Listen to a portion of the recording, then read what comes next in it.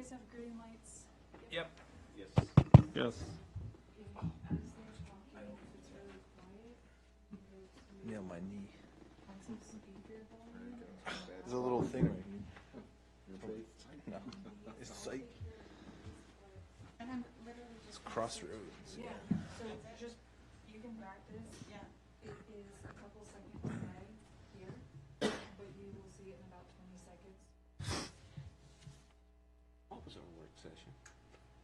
I brought my agenda, but the work session for the town council?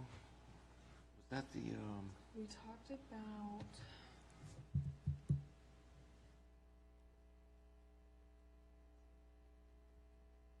I don't remember what. So long ago. I We know. only talked about these things. Yeah. Oh, we talked about the playground, and then we brought it up here. Got it? Yeah.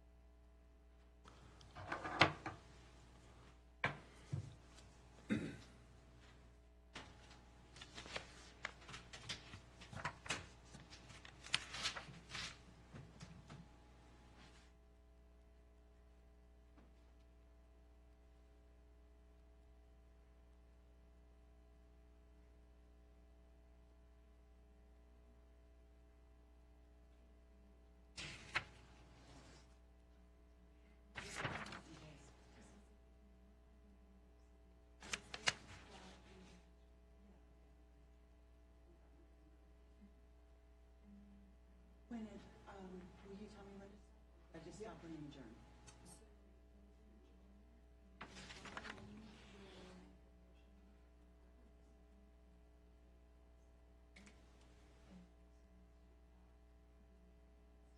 If for any reason. I'm not sure. When I called her earlier today, she said she'd be here Yeah, tomorrow. Shelley had something tonight, yeah.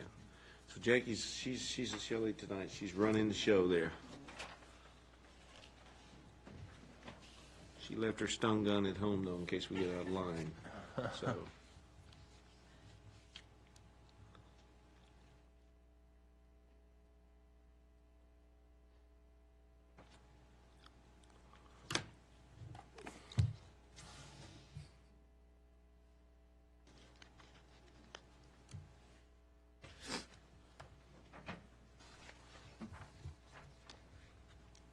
Front row seat.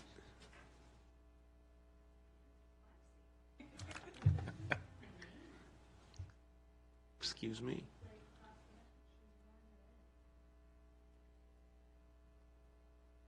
I think that was smart to get the small table. I think that was smart.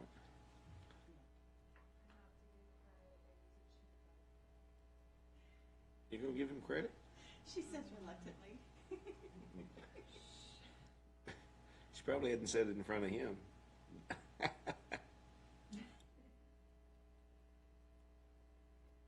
Did we hear whether the accident down here on the ramp, whether the person lived or not? Oh, no, what happened? All I heard was what the chief had said. Somebody, they pulled a pit maneuver on somebody was aggressive driving or something. Anyway, the young man, it was a single car. He got thrown out, ejected, and was laying out in the middle of the road. Wow. So they show up and they had the air vacuum. I did not hear it, When We was had that? Saturday night, we had our windows open, or Friday night, one of the two. Had all of our windows open and everything. I did not hear the helicopter come in. Oh, I didn't either. where did that happen at? Right here on the ramp going, at the diversion 15. diamond, getting on the ramp to go 66 eastbound. Apparently, there was aggressive drivers. They got into it and he pulled a pit maneuver, from the rear. Right. And I don't know if it flipped him or what he did. I haven't seen the pictures. I just saw what the There chief was said. one flipped over here in SUV on Glidden Hall Road last Wednesday Yeah. night. Yeah, Right there at Rollins Ford. yeah, I heard about that one. And I think that was teenager, wasn't it? I don't know. I think it was a young teenager in there that did that one. I did not see that. I don't know who it was. Yeah, the aggressive driving, I don't know. I was gonna follow up with the chief. I'm just kind of curious to see what they got out of that. Huh. Because if they conducted a pit maneuver, there's gonna be something on that car from another car, most likely. Plus they got, so they got, I don't know, I was gonna ask the chief, state took it, Virginia State took it because it's considered interstate, even the ramp is interstate, so the state trumps them and they took it over. So, You about ready? What time we have? All right, you ready? Go ahead and get started.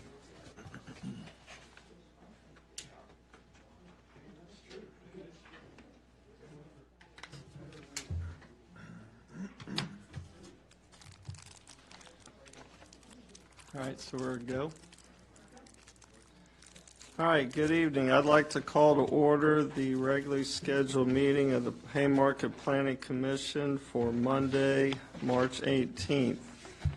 Roll call, please. Shannon, here. Terrell, Cottle, Here. James, Here. Larry, Here. All right, if we could all please stand for a pledge of allegiance and remain standing for a moment of prayer, please. I pledge allegiance to the flag of the United States of America and to the republic for which it stands, one nation, under God, indivisible, with liberty and justice for all. Okay, a moment of silence, please.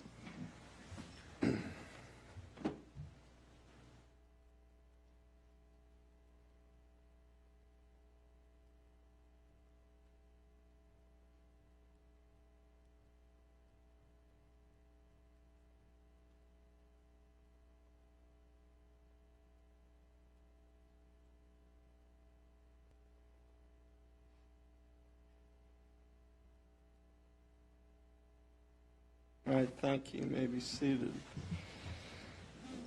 All right, first order of business is minutes approval from our last meetings. If you would quickly look over that.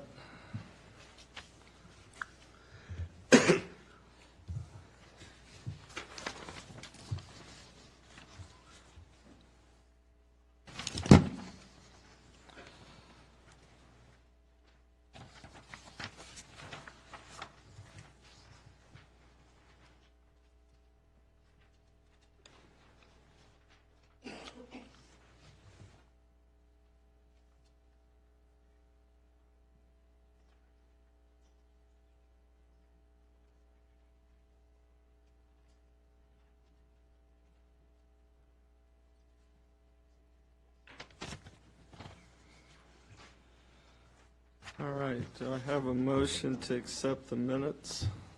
A motion to accept the minutes from February 11th, Planning Commission regular meeting. All right, second? Second. All right, any discussion? All right, all in favor, say aye. Aye. All right.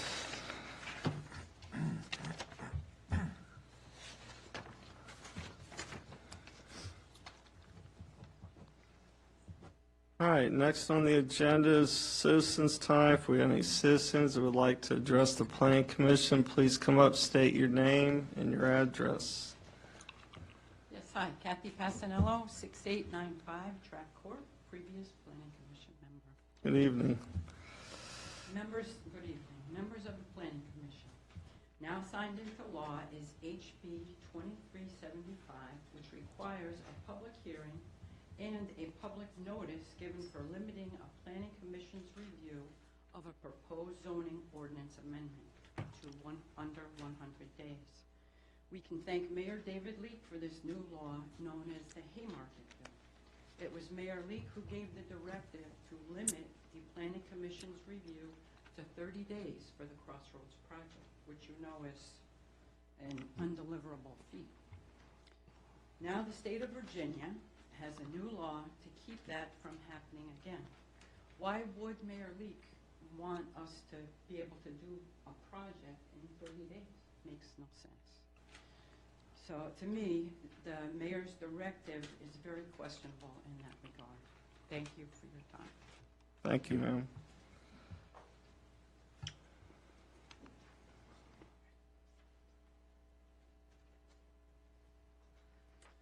Jim Carroll, Haymarket, excuse me, Track Court, Haymarket. Mr. Chairman, members of the Planning Commission, I will be brief. I'm sure that you have heard with great joy the passages from the Virginia Assembly and of the governor's signature, marking into law what some have referred to as the Haymarket Law.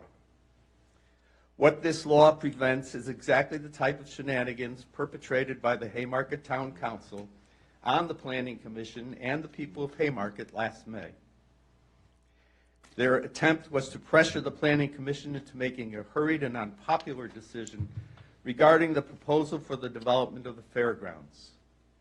I say this proposal was unpopular because 79% of the citizens who spoke during citizens' time in the August 2018 Town Council meeting about this very development spoke against it. I call it hurried because the Town Council passed a foolish resolution to limit the Planning Commission to deliberations to 30 days once they had received an incomplete application from the developer. This so-called Haymarket Law will surely prevent this or any other planning commission in Virginia from the type of inappropriate pressure exerted by the mayor and the town council just last year. As a former planning commissioner and a Haymarket citizen, I applaud the passage of the so-called Haymarket Law as it encourages due diligence and transparency to protect citizens. Thank you. Thank you, sir.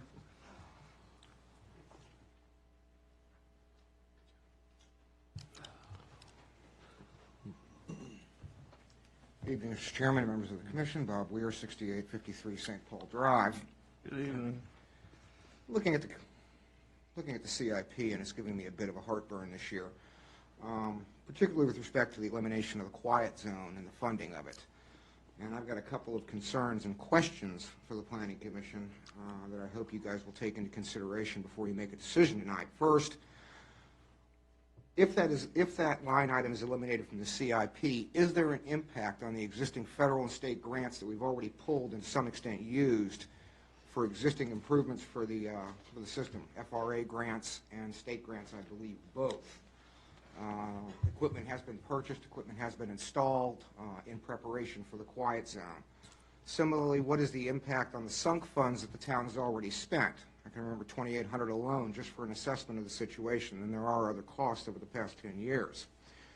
Similarly, what is the impact on Prince William County's designation of the town as the official applicant and point of contact for the quote-unquote Gainesville-Haymarket Quiet Zones, passed by resolution in 2010? The town is the point of contact on that particular contract and on that particular project. What is the impact to the county? Has anybody notified the county? And I think if you haven't, somebody should, because they do have an impact and they have a cost. There are costs that are borne by them as well, and some sunk funds that they have. I may be wrong on this, but it would seem to me that this is coming from perhaps a lack of institutional knowledge on this project, which is somewhat understandable. because this project started more than a decade ago, and it's been going through fits and stops and starts, and it's what happens with a quiet zone project. But I would remind everyone here that the big sticking point is the Route 15 intersection, and under either the scoring method, which has now been transferred to NVTA, I believe, for local District 8 projects, there is the thought that will get priority. There is also a thought that it will get priority as a road bond project for the county, which will make that impediment go away. So I would suggest you leave it, if for nothing else, if it has nothing else than a placeholder in the CIP, so that there is no chance that we have to start all over again and redo what we've already done. That's the quiet zone part. In looking at, there are a couple of things on here that are not technically CIP expenditures. They're operational expenditures and shouldn't be in the CIP. Painting light posts is a maintenance expense. It should be factored into the maintenance line item of the town's budget. Similarly, PD cruisers are not generally considered capital expenditures. Neither are radar signs, duty pistol upgrades, scene or event lights, radar trailers, or message boards. That's all equipment. Now, I can understand why it might be in here, given that the police department's uniform and equipment budget line item is way over budget this year and was way over budget last year. But that's something the chief needs to address in his budget priorities. With respect to the town park, the only question I have is, you've got $2 million annually funded for FY22, FY23, and FY24. I'd like to know where that aggregate $6 million is going to come from. What sort of source? And I'd kind of like to see a delineation in the CIP as to where these funds are going to come from, so the taxpayers know if they've got a tax increase coming, if you've got grant funds that are going to be expended, exactly how these things are going to be funded, or if they're simply unfunded line items that you'll figure out at some future date. And then lastly, although it's not required, the Planning Commission does have the authority to hold a public hearing on the CIP before passing it on to the council for review and adoption. Given the nature or the movement to eliminate the quiet zone from the CIP and a couple of these other expenditures, if you take the quiet zone out and you keep all of these expenditures in, I would strongly suggest a public hearing so that the public has an opportunity, particularly those who will be affected by the elimination of the quiet zone. Thank you. Thank you, sir. If we take a quick recess.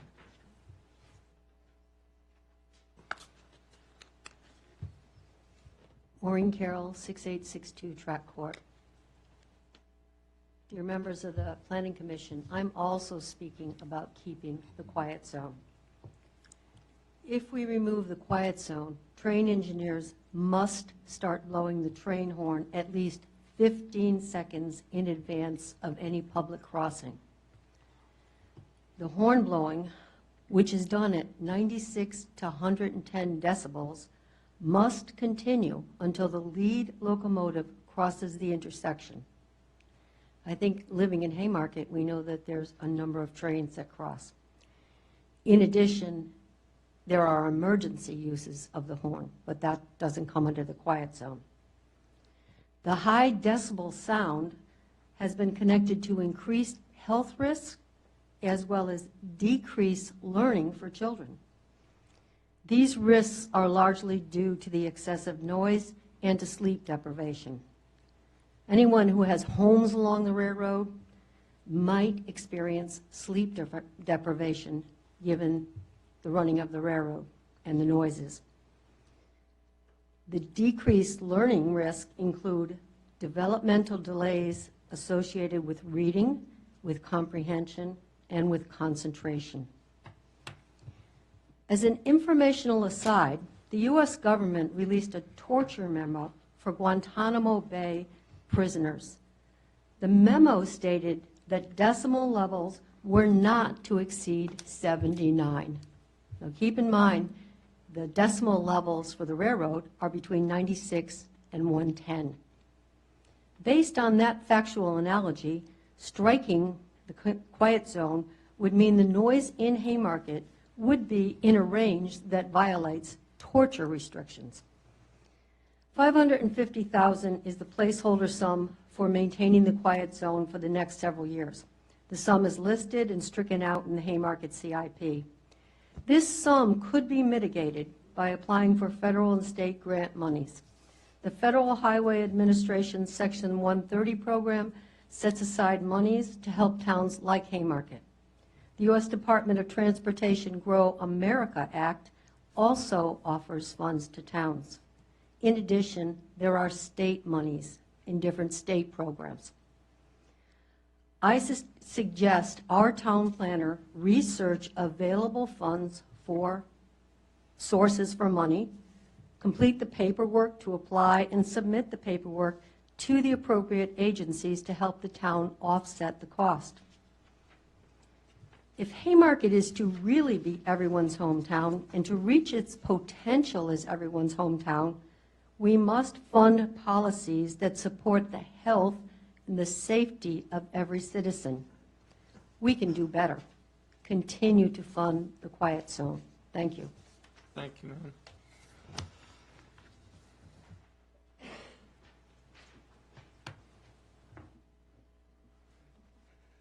That's the right hat. Good evening, Planning Commission, and welcome to the new members. I haven't had an opportunity to meet you, but congratulations, and look forward to working with you guys in the future. So the speakers that spoke ahead of me, I think, covered a lot on this quiet zone stuff. I sent you all an email. I'm Joseph Passanello, 6895 Track Court, but I think I'll read it anyway. And by the way, I would hire Maureen anytime, and Bob, in my capital planning division where I used to work at the railroad. The only thing I would add is that at 110 decibels, if you plug in the Doppler effect with the speed, it's a lot louder than 110. So you can get very, very, very, very high readings. When they do those readings, it's only from the locomotive and just outside of the locomotive, a certain area, not beyond that certain restricted area. So anyway. So what I want to do is, if it's okay, I'd like to read what I wrote so that everybody else can hear it, and make ourselves or make myself available should anybody have any questions on this issue. So having had an opportunity to review the Haymarket Capital Improvement Plan, CIP, in your agenda, I was very disappointed to read of the proposed elimination of the quiet zone. The potential to improve the quality of life for Haymarket residents and surrounding communities, including the Gainesville and Brentsville magisterial districts, would be at risk should you delete the project. As a member of the committee to advance the quiet zone some years ago, a former council member, vice mayor, and a 42-year career railroader with expertise in the regulatory environment, I recommend that you do not eliminate the project at this time, particularly in light of the potential for county infrastructure improvements that include the grade separation at Route 15 and the Norfolk Southern right-of-way. As presented by Supervisor Pete Candland in his brief to the council this past May 4th. Also, I would recommend the PC, via council, officially ask Mr. Candland to include in the county infrastructure plan monies for any additional financial needs related to quiet zone implementation because of the potential benefits beyond the town. And we could probably develop some estimates given the fact that the grade separation will be borne elsewhere.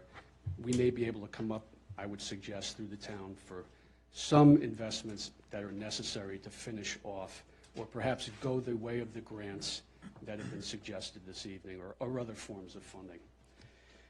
In addition to the improvements in the highway traffic safety, which are big, vehicle throughput capacity and congestion mitigation, which would improve air quality as well, the grade separation, if it does become a reality, becomes a big factor in the Federal Railroad Administration mandated Quiet Zone Risk Index calculation, better known as the QZRI.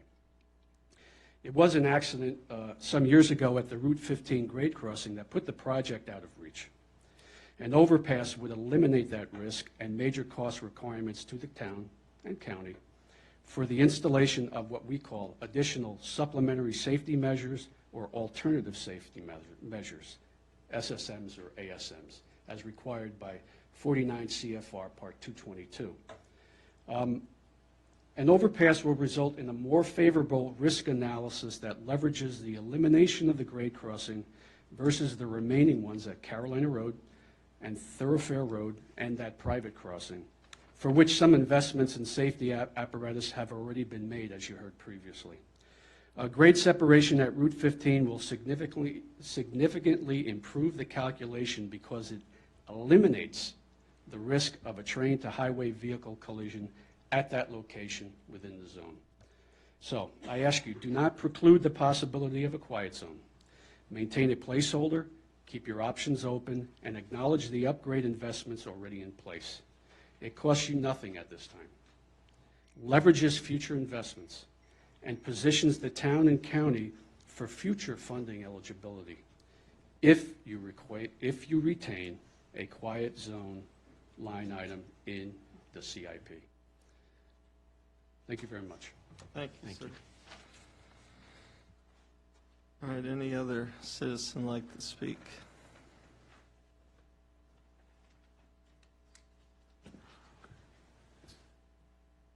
Good evening. Evening. Thomas Carney, 6860 St. Paul Drive.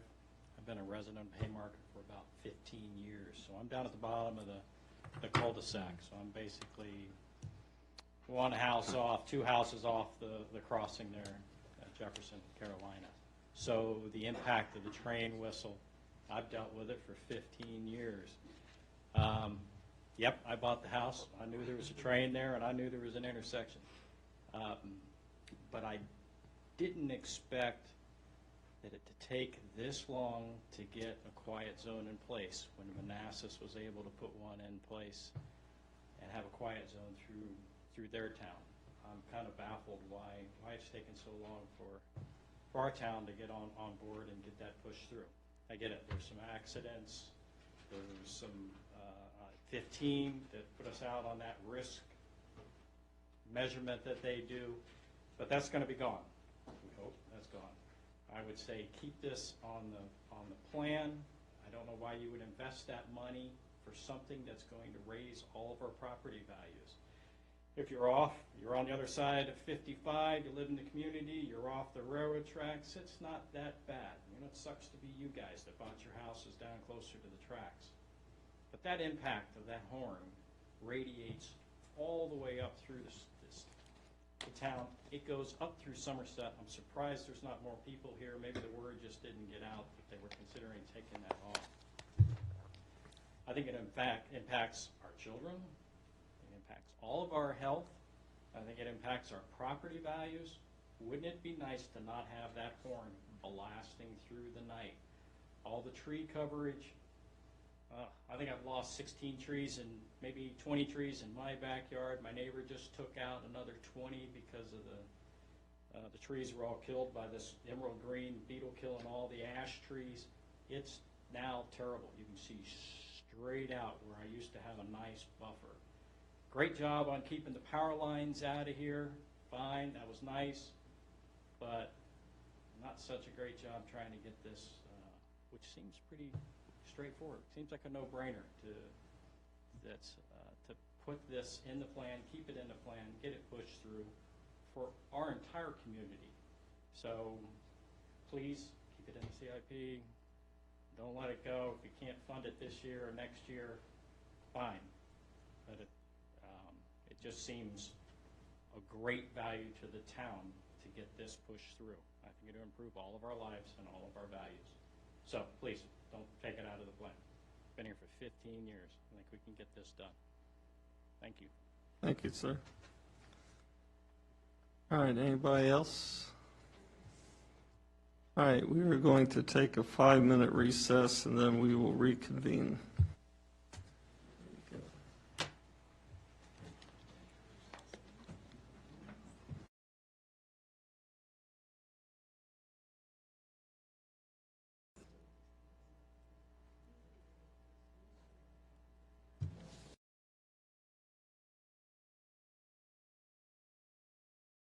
Okay. Yeah, I get what you're saying. All right, I call us back into session. So, The first order of business is the CIP final draft. We heard some comments from citizens. So, Emily, any comments about that? I think the planning commission should discuss, after all the comments we just heard, on if we would like to reevaluate the quiet zone as an organization.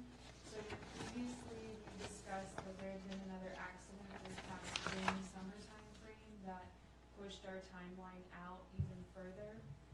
We also discussed that Prince William County expected funding for the bridge work to be done in fiscal year 2024, and I believe it was 2025. So that does put us a few years out, so if planning commission would like, we could leave this in the budget and bump it, a year or two to kind of align with that project. Hopefully then we would get better statistics when it comes to doing the studies for it. I definitely think there's some research that needs to be done though on what grant money was already received or what was already done to implement the beginnings of this and do the studies. But what are your thoughts? I guess I'm wondering why does every accident make it so we can't fund the project? Is that what I'm hearing? It keeps pushing it out. I keep hearing there's an accident, so it pushes it out. So does that mean isn't that provide justification to add a quiet zone and all the signage and all the rest of the safety measures? That's what I thought in my mind, at least when I'm thinking about it. But again, I've only been here, like 7-8 months now. So I know this has been a longer process. But I guess what I heard him saying was that we've had accidents, so it pushes it out. I don't understand why. Wouldn't that put it higher on the risk calculation to say we need to fund, and then why isn't it federally funded, I guess? Is it because it's a state road? You're talking about the 15. The bridge itself? No, just any one of these, I guess we're meeting the whatever mandate for what needs to happen at intersections. So this would be an improvement above and beyond what's required. I could be wrong on this. I don't have a lot of knowledge on the railroad infrastructure and how this exactly works, so I can research into it. But what I've been told is that when there's an accident, it resets a timeline of how long you can go without having an accident to be considered for this project, because they blow the horns when they pass through these crossings. But again, I don't know all the details of it, so I'll have to look into that to provide you the information. Do you know, so part of that funding would be of the quiet zone, isn't that additional infrastructure to halt traffic? Okay. I guess that doesn't make sense to me. So we'll hear it next time, I guess. It doesn't make sense why you have to wait, but I'm sure there's a reason. Well, I'm sorry, you through, Nick? I'm sorry. Yeah, I'm through. My concern is there's been money invested, and we don't know how much, we don't know what's still there. I don't see anything wrong with maintaining it as a placeholder for 2 more years. That gives us plenty of time to research what we were just talking about. I think, our citizens have spoken out. I think they all have legitimate concern there. It's interesting because the one gentleman said he's been here 15 years. That's one of the first things that come to mind. It's just like these people live next to airports. They don't like the noise, but the airport's been there a heck of a lot longer than those houses. They knew it when they bought it. But I can also understand his concern that, okay, he's been here 15 years. How long does it take to do that? I'll be the first one to say I can't wait for a bridge, to be built down there. For safety, first and foremost, but second of all, just for convenience. How many times, I get stopped down there. It's almost like probably ought to get with Mr. Pasnell and find out who's sabotaging me every time I try to go over that railroad because I get stopped. But I just think that to maintain the quiet zone as a placeholder, it's not going to cost us anything. There's some invested there. I think it's a wise thing to do. And I will take the time to research through our files, but also reach out to those who have the institutional knowledge, who were a part of this throughout the 5-10 years that it's been ongoing. Sure. Yeah, in reality, everything on this sheet of paper is a placeholder. Right. It's a plan. It's Yeah, not a it's definite allocation of funds, so seems reasonable to keep it in there because you can only spend what you have. And I know this has been ongoing for a long time. It's kind of laid low for a long time. I know since I've lived in this town, I can count at least 6 or 7 car train accidents, and maybe more than that if I thought long enough. So what I would like you to do is do some research, and I think it'd be worthwhile for the citizens to see if you can't get somebody in here who's an expert in this to brief us and find out exactly where we stand on this project. To me, it just makes sense. And again, if we leave it in here as a placeholder, it's not like we spent $500,000. It's just simply a placeholder like everything else. Exactly. So- It's not costing us anything. No. And I think we get better bang for our buck with that. All right. So we're all in agreement of keeping it. Yes. Okay. I'll keep it. All right, any other things in here as far as the CIP? I'm sorry, go ahead. I just made the changes that we all discussed at our last meeting on this. I wanted you guys to review it. I will probably go back and add under streetscape, where the discussion staff was about if there was anything else that we wanted to add here as a line item. But other than that, this is what the CIP looks like, and this is what we would like to present to the council. Okay. Are there any other changes you guys would like to have made? I guess, I know it was a good point. As I look at this, and I'm looking at it from like a federal, engineering standpoint, but when we say capital, to me, this seems like more of an improvement plan, because there's a lot of equipment on here, which is not capital improvements necessarily sunk into the ground. So is that accounted for in the main budget? I know I looked at the main budget once, a few months ago when we had it, or even longer than that. And I'm wondering, is there like a line item for capital improvements? How are things being divvied out on the budget? How's this fit into it? So with the items,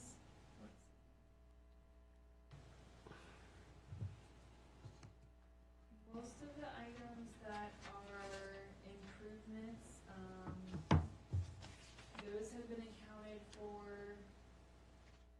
As for the equipment though, mainly under the PD, Chief or Roberto or Treasurer would be the best one to answer that for you. Okay, because I remember there's a line item for police department, and equipment and things like that. It seems like this is kind of double counting in that way. Or as well as the painting, the light posts, benches, things that are, I guess you could say benches are staying, but I mean, painting it's more of an operation and maintenance cost. And then so this is, this first column being 2019. Has this already been included into this year's budget? Because we're in fiscal year 19 now. This will be, Like with this, as this adds up, this whole column adds up to 786,000. That was accounted for already? this will be starting July 1, Okay, start July 1. 2020.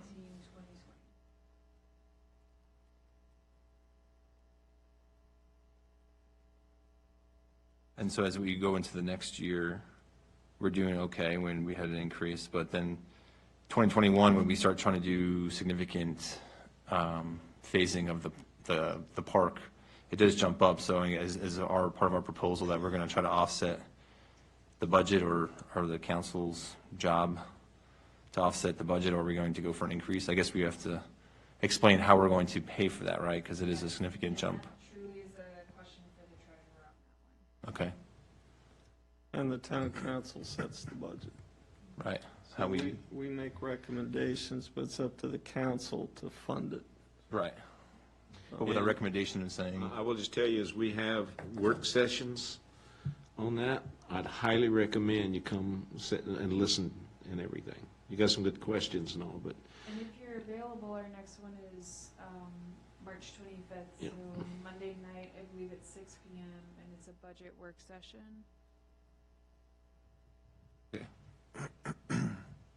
that helps me understand better. Absolutely. Do we, I guess on our part though, the 2 million from 21 on, are we getting a little bit more or accurate cost estimates on those? Because we have our plan, right, but, We will get better cost estimates once we actually do the engineering of the site plan. We currently have a design concept, so we will need to do the engineering, get a site plan, and then we'll be able to have a better estimate of those values. okay. We have a very rough estimate from the design plan, and I think it was just equally divided. Yeah. Okay. Yeah, I think overall it's a solid plan. Having looked at it, I don't necessarily have any problem keeping the police department things in there. I know in the school division, capital includes items that will eventually be replaced, like desks, computers. It's not always an item necessarily that doesn't go away, if you will. So I would recommend we leave it in there. We keep the quiet zone implementation in there and send it up to the town council. But I would like for you, excuse me, if you could get some information, and really if you could get someone from the railroad to come in and brief us. Yes, I will work on that and hope to have an update for you in April at our next meeting. Emily, how many crossings do we have? We have 2 crossings, right? 3 crossings. So we have 2 that are on public roads and we have 1 on private road. It's behind Food Lion. Storage lot. Okay. Food Lion, we take the road behind the storage, there's a landscaping business back there. If you go over that little crossing, so there are no arms at that crossing, it is just a little small stop sign. Okay. So I do believe we've also had an accident there where their trailer got stuck on it and all their lawnmowers were taken up Route 15. No one was injured, but we have had one last, just last year, somebody tried to run under the arms and beat them, and it's a miracle they came out alive, but they rolled their whole car and ended up on the other side. So that one's on private property. The other Right. 2 are beat out roads, state maintained roads, but that's private property there. The one down here, they're scheduling for a bridge, you said 2024, 25 That's what they're potentially. shooting for, and I mean, there's a lot of support for that. I really think it's going to happen. Well, it's a major thoroughfare, number Absolutely. 1. Yeah, So 15, it's right? not like it's Jefferson Street out Yeah. here where it's a secondary road. I mean, this is a major thoroughfare. Everything I've been told or heard, even within my day job, is that that's going to happen. Right. There was a discussion about one time whether it was going to be 2 or 4 lane, 1 lane each way or 2 lanes each way. And you know, 1 lane, I just made the comment to a group of folks, that's going to bottleneck like crazy because of the amount of traffic that we're getting more and more of. Right. As they finish this subdivision out 55 and everything, the senior citizen place and all, or the 55 and over communities, other buildings that's probably going to take place outside of Haymarket, but in this area. So I think they're trying to go, and I could be misspeaking on this, but I believe a lot of it dealt with Prince William having to come up with more money to help fund the 4-lane versus the 2-lane. So, and I think Supervisor Canlin, I'm sure, is in favor of that. But that one, that project alone doesn't get rid of the need for a quiet zone, I guess, because we still have Jefferson, yes, right? Yes, Jefferson. Yeah, so we should keep it in because it'd still be required, right? Because we're not going to have an overpass over Jefferson anytime soon. No, I don't So- ever see that happen. I don't think any of us see that in our Right. lifetime. So I guess the quiet zone would be required. Okay. Yeah, I think we should keep it. Of course, with the whistle and the decibels, I don't see how it could exceed the safety of the human ear if they're allowed to blow the whistle. So I'm not saying it's not an irritant, but anyway, let's keep it in there unless there's any more discussion. Seems wise just to keep it. Yes. Agree. All right, so let's move on. If you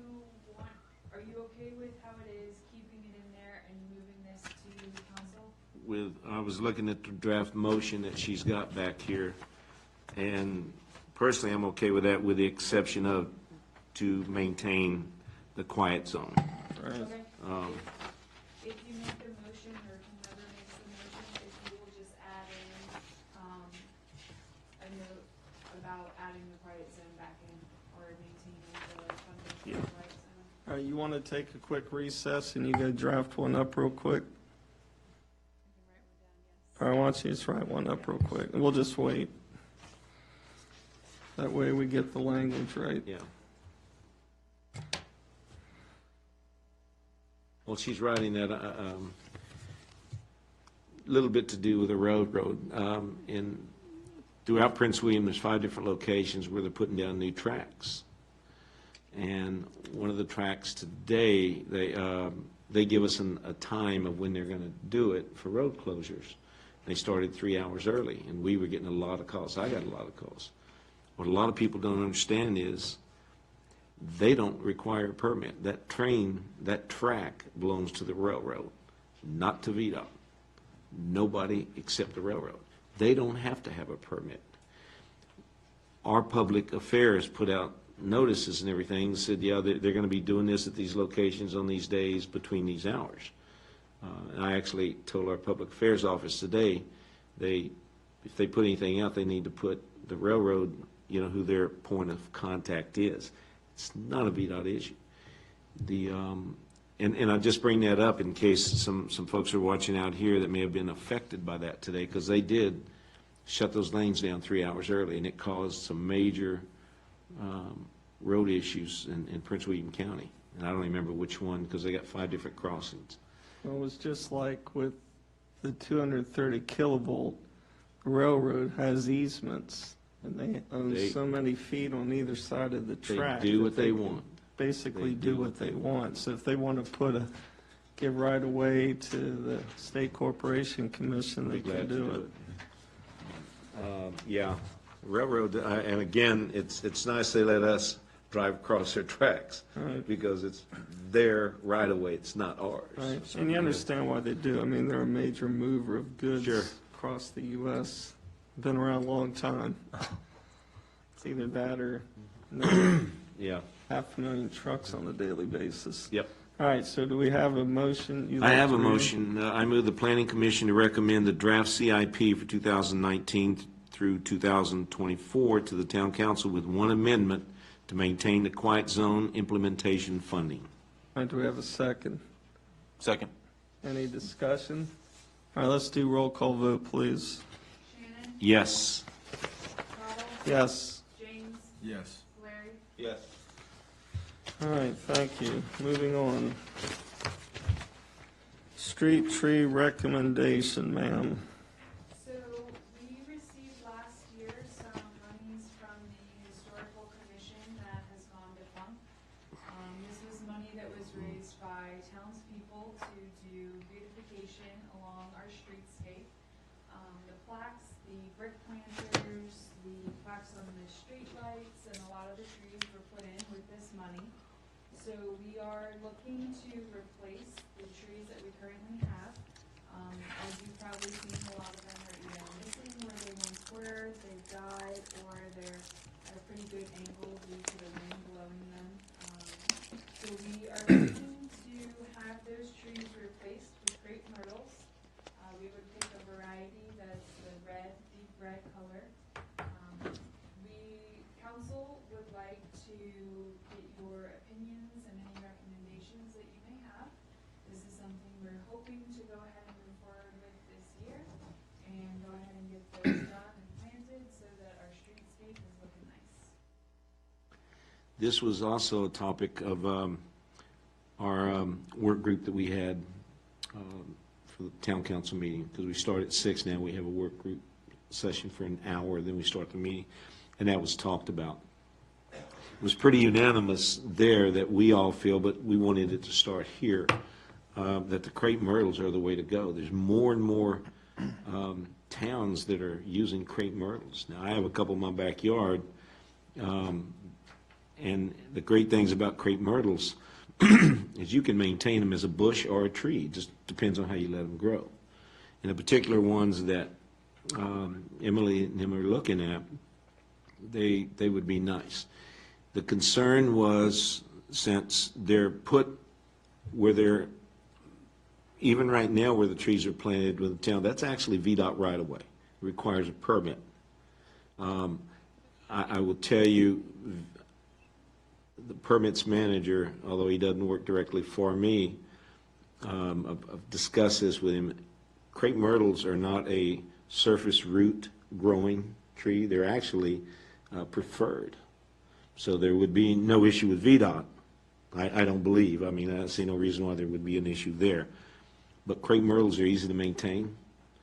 The way they bloom, they're beautiful trees. So just from my seat, I am wholeheartedly behind the crepe myrtles. All right, thank you. Yeah, so I did a little bit of internet searching on these trees, and, I agree, they look nice. Seem very low maintenance. I couldn't find any negative press about them or information about them, so, yeah, I think they're a good idea. Sir? Yeah, I had some in Florida. They love them in Florida and Alabama. And you're right. As long as we maintain them, do you think that we're going to see an increase? Because you do have to keep them trimmed up, and by the end of the year, you got to trim them down. Because otherwise, if they get out of control, then we're going to have a lot of sight issues with people pulling out of cars on roads and stuff like that. But I think they look beautiful. We just got to make sure we budget appropriately to maintain them so they stay cut down. Because my neighbor let them grow, like you said, they got up to it was almost 30 feet. Pretty tall. We are working right now with our landscaping company, who I have a contract with, who does all of our maintenance, to come up with kind of a projected, here, how many years out do we need to plan for certain maintenance and what it's gonna take, so we're getting those numbers now to budget next year. Okay. I mean, that might go into the decision if it's a lot more money, right? Or if it's just, it might be Yeah. a decision point, just something that we can consider. But I mean, as a tree and as it functions, I think it looks nice. They're not there's trees out there a lot cheaper, but they're harder to maintain. They have Right. surface roots, and that's the thing that I will tell you with my other hat from the VDOT perspective is I don't want surface roots Right. tearing up sidewalks, the curbs, and issues like that. We have that issue throughout Northern Virginia that we have to deal with. That's a Crepe lot more than myrtles. trimming trees. Pardon me? That's a lot more than trimming trees. Yeah, Cost. Fixing roads absolutely, and pavements, yeah. absolutely. But I think we have, right now, the town, we have a contract right now with, who is it, Premier, or who do we have? Yeah, we have a contract with Premier. They do a variety of things for us to include maintenance of trees, planters, mulching, grass cutting. We would just need to be specific, because it's in there right now that they maintain the trees and everything, isn't it? So, You said red? Yes, I Right. believe it's Red Rocket is the specific variety we're looking at. And we're hopeful to go ahead and get some well-established ones, not just, small one that could easily be taken out. Yeah, because we're talking about high winds and stuff like that, so. They're pretty resilient, though, once you get them. yep, I can Oh, show you man. video of mine in my backyard. Yeah. I've got the video here where we had those 75-mile-per-hour winds last year, or the year before, where it was bending over, and it had just been in there 6 months or so. Yeah. And Pop it's back still in there, here. absolutely, so. All right, I think it's unanimous. Go for it. Plant some trees and, Okay, well, You wanna read the official motion? for yep, me? I'm waiting for somebody. Okay, I move the planning commission to recommend the crepe myrtle trees as a replacement of the street trees along Washington Street. I second that motion. Any discussion? All right, all in favor, say aye. Aye. All right, thank you. All right, ma'am, playground update. So, since we last spoke, I went to town council, we worked on this for a couple of months, and I have been given approval to spend up to $58,000 on our playground. And so, another thing that happened is Councilman Leak spoke with me, at our meetings, as well as, meetings here just in the office about having a piece of equipment that is very handicap accessible so that we are able to offer a variety of opportunities for the children and the adults in our community. So we've added, if you look on page 8, this center unit here is called an Aero Glider. It's a large unit, but it allows for 2 wheelchair-bound individuals to get onto the unit and play with a group. About 12 plus people can be on it at a time, and it just rocks back and forth. It's kind of like, not quite as exciting as one of the boat roller coaster rides, but you know, it gets the same effect there as you rock back and forth. So we liked the inclusivity of this one, where it's not just a standalone wheelchair swing. It did hike up the price some, so I will be going back to council to discuss the possibility of splitting this over 2 fiscal years, June and July, but we're still looking to go ahead and build this summer. Page 8 is what I like to call the Taj Mahal of playground designs. We will most likely be going though with page 9. To the right is the actual play set that we're looking at. It has 2 slides, and we have some other climbing features that keep children engaged. This is a little bit smaller. I've also added in, since we last spoke, the drum kit and the panel in the back. This is just small, handicap accessible play units that are very kind of interactive, but it also allows for children of all ages and ranges to learn, play, and just be included.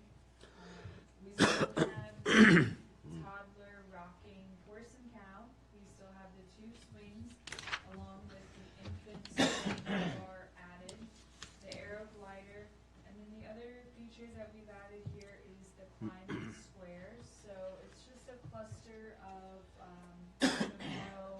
12-inch to 18-inch kind of squares that the children can climb on.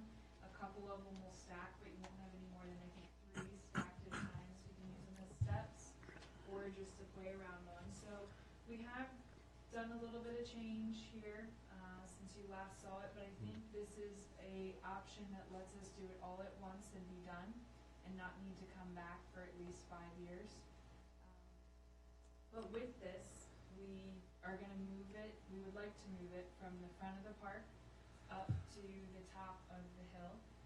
If you drive in the gravel and you have all those parking spaces there, during the daylight, I hope you guys will go look. I have put 4 wooden posts. I saw those. I was wondering what those were. Yes, so that would be the new proposed playground area. This is where in our design concept, we originally talked about having a gazebo up there. I feel that it's a safer location for a play set and playground features. Keeps the children away from the road. It also allows you to come in, park, and again, you're going back away from the road. So you have a bit more of a barrier between the road and the child getting away from you. We will still look at, in the front of it, where the ramp would be, putting some landscaping barriers and or a fence section in so that, again, you're not having a child running into the parking lot.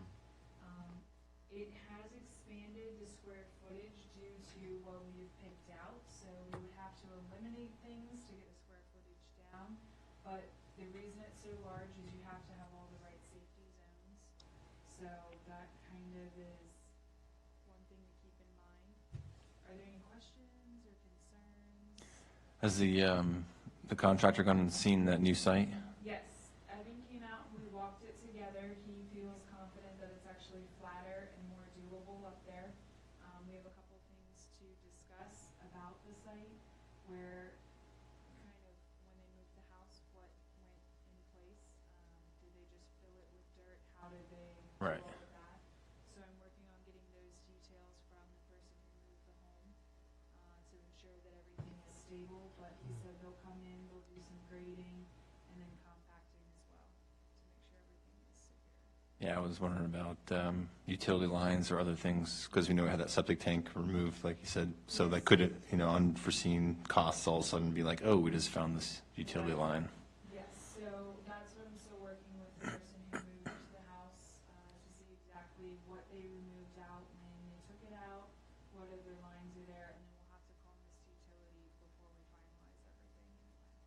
how does he want to drain the pad, kind of coming down? Or we should consider that as what I'm, Yeah. you don't have to give me an answer now, but drainage will be a thing. With the wood carpeting and the way the slope is there, he didn't have many concerns about draining, that it would just kind of drain down naturally as it goes already, but it's certainly something I can talk to him about. Okay. One other consideration, being a little biased there because it's my backyard, but knowing the ice cream shop is like right across the way, it's either my yard or my neighbor's yard, that I'm probably going to have a lot of foot traffic all of a sudden now. So that's what's going to concern us. Yes. So one thing that I think the town planning commission should go ahead and consider is, do you guys want to give a directive that with this, we ask council to approve additional plantings? Maybe it's Leland cypress, maybe it's something that's really large and can be used more as a barrier tree, so you don't have that. I don't think the vision was ever there to fence in the park, but it is certainly something that we can explore, because we certainly respect all of our homeowners on every, side of the park there that backs up to this. This is going to affect both of y'all.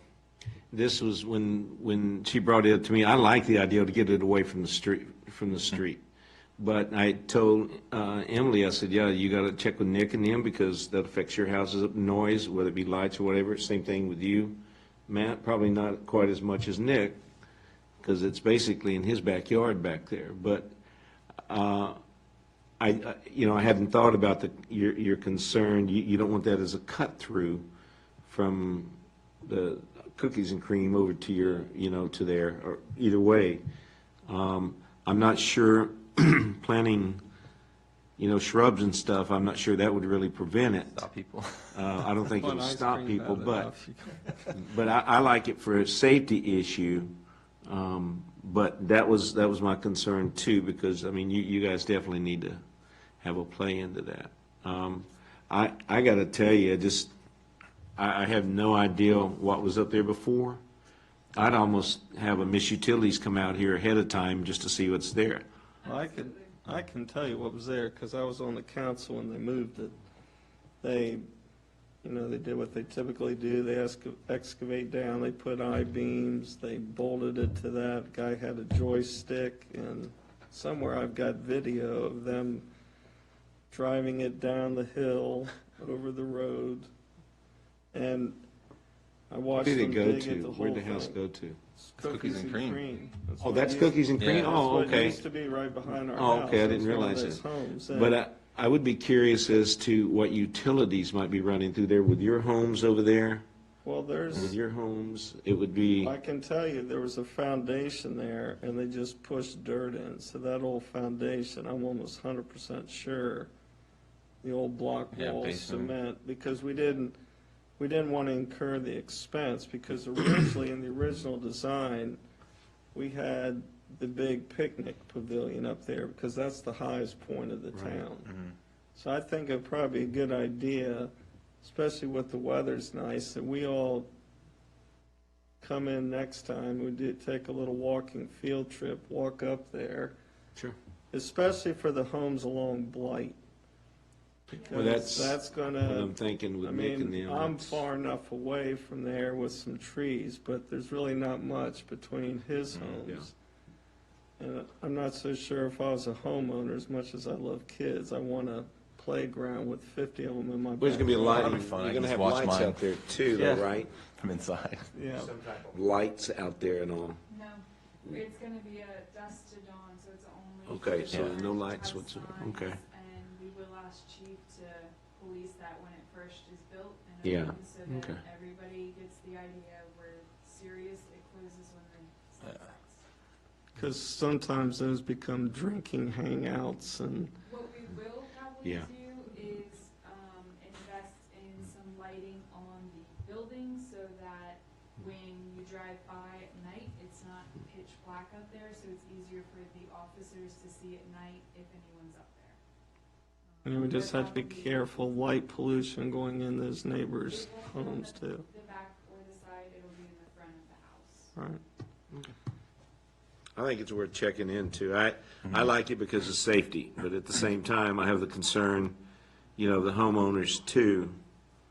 So I think it's worth looking at, and I agree with you, Mr. Chairman. Let's walk up there and take a It's look gonna at be that. nice weather. Yeah. Let's just go out and look at it, because we weren't going to plan to actually start construction by our next PC meeting, correct?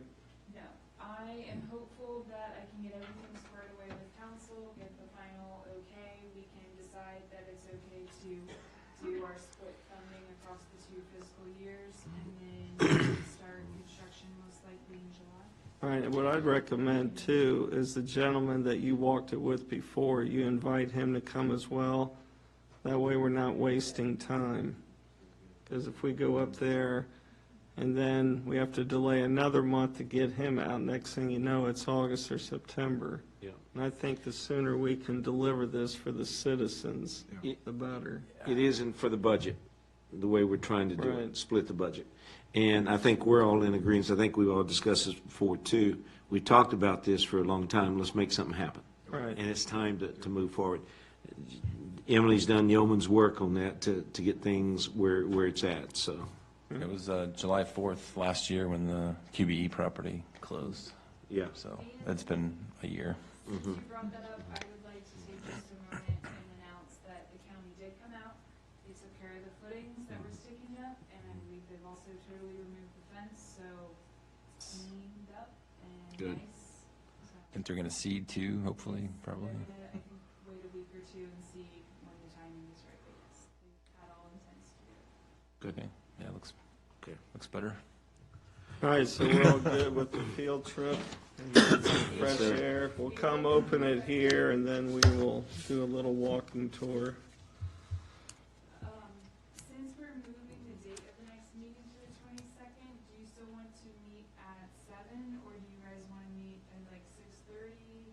If we're gonna do the field trip, I'd rather meet like at 6:30 or something, if that's okay with you Yeah, I guys. think I'll just 6:30. walk out back from my Yeah, house. you just I'll meet us you out there. there. Yeah, We just go to Nick's for dinner and then we'll just Yeah. walk right behind. exactly. Well, we'll have to open it officially. Yes. So we're gonna have to open here Okay. and then go. Open here at 6:30, and then if you Walk have up. any applicants on the agenda for April, I'll ask them to be here at 7. Right, okay. I believe we'll have a few that night. That way we're not wasting anybody's time walking up and down the road. Okay.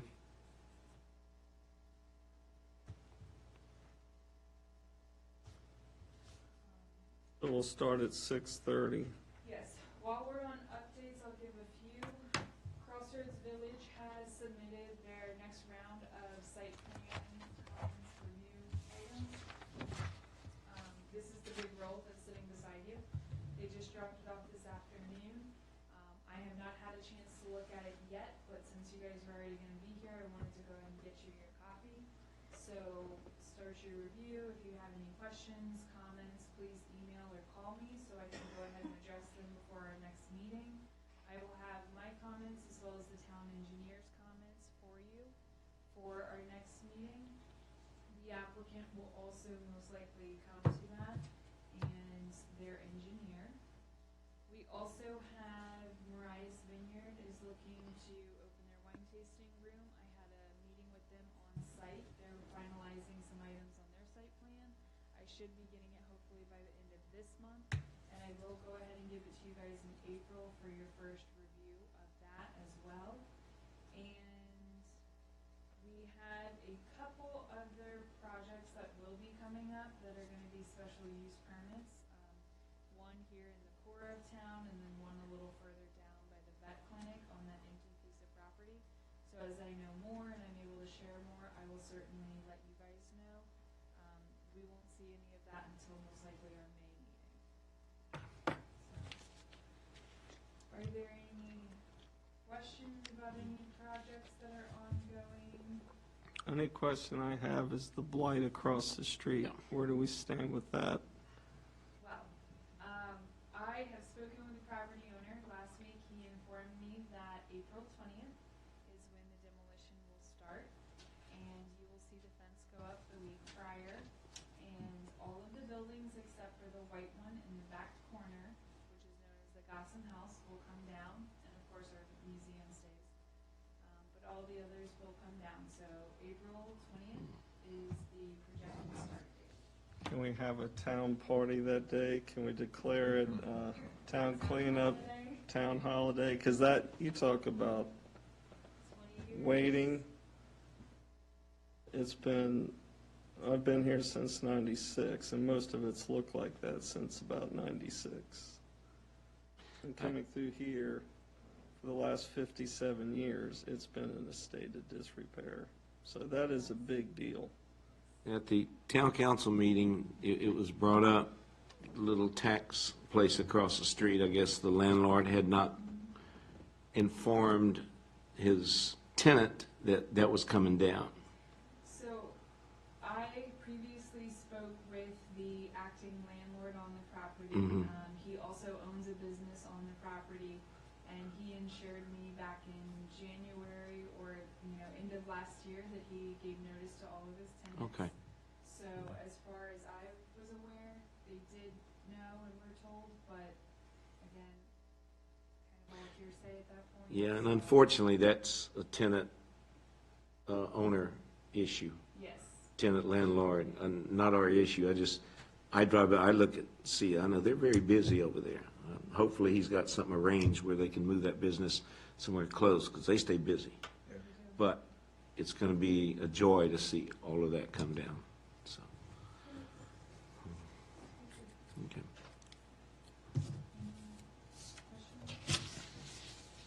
All right, I guess there's no ARB update, 'cause ARB, we just worked on finalizing a new gateway sign design that goes along with CIP money. And we worked on the bylaws and the guidelines with the town attorney. okay. All right, sir, town council. Council, as I mentioned earlier, we had a work session. We talked about the playground, a couple other little issues, nothing major. We, Supervisor Pete Canlon spoke. He came and spoke. One of the things he brought up was his concern of I-66 and the condition, of poor condition of I-66.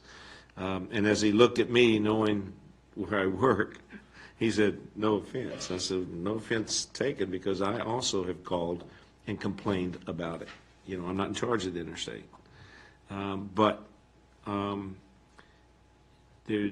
know they're doing a lot of work out there on I-66. So he brought up some other issues too and everything. He talked a little bit about 15 down here, about the bridge and everything and their support.